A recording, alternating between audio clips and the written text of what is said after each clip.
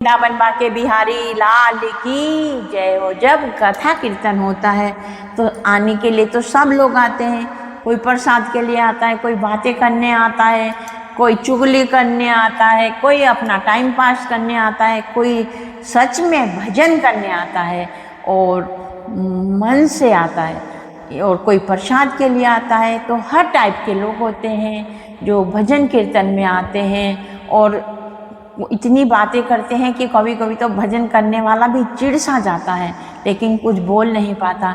बस यही मैं आज आपको बताना चाहती हूँ कि ये कलयुग है, इसमें कथा कीर्तन तो होती है पर सब मन से नहीं करते, क्योंकि जैसे हाथ की उंगलियां सभी समान नहीं होती, इसी तरह इस दुनिया में सभी लोग एक जैसे नहीं होते, अच्छे बुरे हर तरह के होते हैं।